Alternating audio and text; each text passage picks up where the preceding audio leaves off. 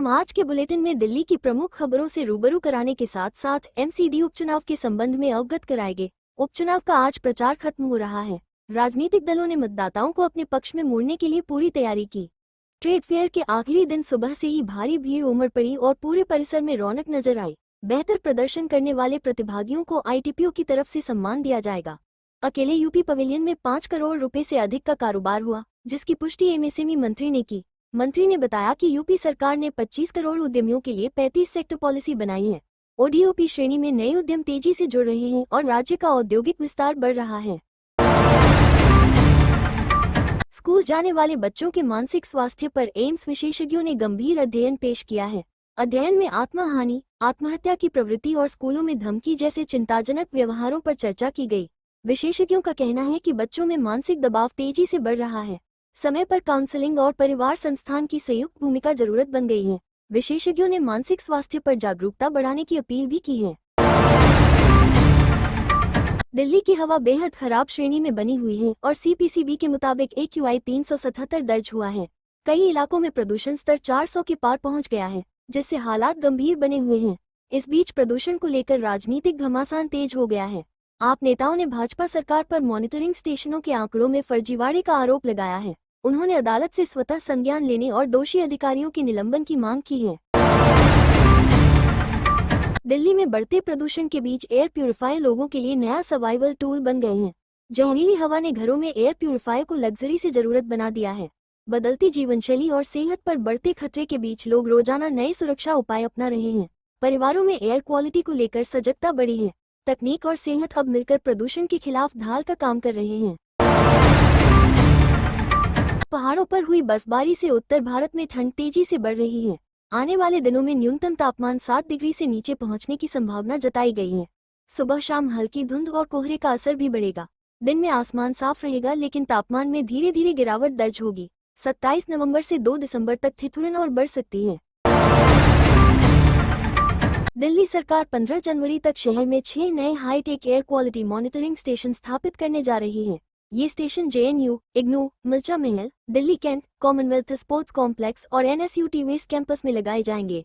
हर station 24 गुना शाम के 7 बजे 25 PM 10 सहित सभी प्रमुख प्रदूषकों का डेटा रिकॉर्ड करेगा। Real time data DPCC CPCB system से जुड़ा रहेगा। सरकार का दावा है कि इससे प्रदूषण नियंत्रण के उपाय अधिक सटीक और प्रभावी होंगे। दिल्ली विधानसभा अध्यक्ष विजेंद्र गुप्ता ने शीतकालीन सत्र से पहले सभी विभागों को डिजिटल विधायी प्रशिक्षण का निर्देश दिया है। ये प्रशिक्षण 2-3 दिसंबर को नेवा एप्लीकेशन के माध्यम से होगा। इसके बाद सभी प्रश्न, नोटिस और उत्तर डिजिटल प्लेटफॉर्म पर ही संचालित होंगे। 40 विभागों को चरणबद्ध तरीके से प्रशिक्षण दिया जाएगा। दिल्ली विधानसभा देश की 18वीं पूरी तरह पेपरलेस बनने वाली विधानसभा होगी। मुख्यमंत्री रेखा गुप्ता ने यमुना विहार स्थित NTNL ग्राउंड में आयोजित श्रीमद् भागवत कथा में शिरकत की। उन्होंने साध्वी ऋतंभरा की वाणी सुनकर उनके तप, त्याग और राष्ट्र सेवा को नमन किया। सीएम ने कहा कि साध्वी ऋतंभरा को मिला पद्मश्री सम्मान पूरे देश का गौरव है। उन्होंने कथा को समाज में शांति, प्रेम और सकारात्मकता फैलाने वाला मार्ग बताया। कार्यक्रम में कई गणमान्य लोग भी मौजूद रहे। पर्यावरण, वन एवं जलवायु परिवर्तन राज्य मंत्री कीर्तिवर्धन सिंह ने राष्ट्रीय प्राणी उद्यान का निरीक्षण किया। उन्होंने प्रमुख पशु बाड़ों और संरक्षण पहलों की समीक्षा की। सफेद बाघिनों के बाड़े में मार्च 2024 में जन्मी 2 मादा बाघिनों का नाम दुर्गा और देवी रखा। मंत्री ने चिड़ियाघर प्रबंधन की कार्यप्रणाली की प्रशंसा की। उन्होंने पशु कल्याण से जुड़े कार्यों को और मजबूत करने की बात कही। राजधानी के 5 प्रमुख चौराहों का PWD जल्द ही विकास कार्य शुरू करेगा। मधुवन चौक, अनुकंपा चौक, संत नगर चौक सहित 5 स्थानों पर सुधार किया जाएगा। इस पर करीब 3 करोड़ रुपए खर्च होंगे। सड़क दुर्घटनाओं को कम करने के लिए ट्रैफिक पुलिस के सुझावों को भी शामिल किया गया है। विभाग की योजना 40 प्रमुख चौराहों का चरणबद्ध विकास करने की है। हरिनगर इलाके में एक कारोबारी के घर से लाखों के गहने चोरी हो गए। कारोबारी परिवार के साथ रिश्तेदार के घर गया था और इसी दौरान वारदात हुई।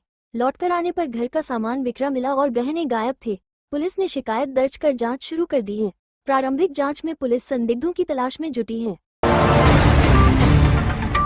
मोतीनगर में एक कार चालक हादसे के बाद वाहन मौके पर छोड़कर फरार हो गया। राहगीरों की सूचना पर पुलिस मौके पर पहुंची और कार जब्त कर ली। पुलिस वाहन के आधार पर चालक की पहचान करने की कोशिश कर रही है। घटना के CCTV फुटेज भी खंगाले जा रहे हैं। लोगों ने इलाके में तेज रफ्तार गाड़ियों पर सवाल उठाए हैं। फर्श बाजार की न्यू संजय अमर कॉलोनी में देर रात झगड़े के दौरान एक युवक पर 2 लड़कों ने चाकू से हमला कर दिया। युवक की हालत नाजुक बताई जा रही है और उसे अस्पताल में भर्ती कराया गया है। सूचना पर पहुंची पुलिस मामले की जांच कर रही है।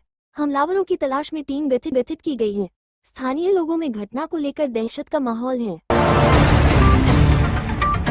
एमसीडी के 12 वार्डों के उपचुनाव का प्रचार आज शाम 5 बजे थम जाएगा और अंतिम दिन भाजपा, आप और कांग्रेस ने रोड शो, पदयात्रा और जनसभाओं के जरिए पूरी ताकत झोंक दी।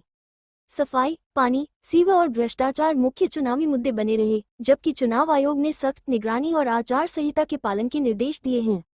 इसी बीच कांग्रेस अध्यक्ष देवेंद्र यादव ने मुख्यमंत्री रेखा गुप्ता पर लंबी जुबान और झूठे वादों का आरोप लगाते हुए 100 मीटर लंबा कटआउट दिखाकर भाजपा सरकार पर निशाना साधा और कहा कि महिलाओं को 2500 रुपये, मुफ्त सिलेंडर, यमुना सफाई और प्रदूषण जैसे मुद्दों पर सरकार जवाब नहीं दे पा रही। दूसरी ओर भाजपा ने गुरुवार को पूरे शहर में शक्ति प्रदर्शन किया। मुख्यमंत्री रेखा गुप्ता चांदनी महल में, वीरेंद्र सचदेवा और मनजिंदर सिंह सिरसा अशोक विहार में, जबकि मनोज तिवारी वजीरपुर, नारायणा और संगम विहार में रोड शो और सभाएं कर रहे थे। नेताओं ने दावा किया कि जनता भाजपा को विकास का भरोसेमंद विकल्प मान चुकी है और आप विकास ठप और विनाश का प्रतीक बन गई है।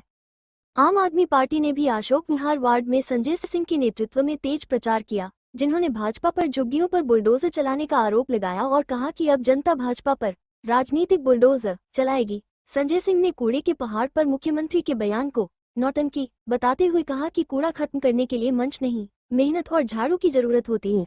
उपचुनाव का मतदान 30 नवंबर को सुबह 8 बजे से शाम 5 बजे तक होगा और नतीजे 3 दिसंबर को घोषित किए जाएंगे। दिल्ली की मुख्यमंत्री रेखा गुप्ता ने चांदनी महल वार्ड उपचुनाव में छत्ता लाल मियां में हुई जनसभा में मतदाताओं से भाजपा के पक्ष में मतदान करने की अपील की।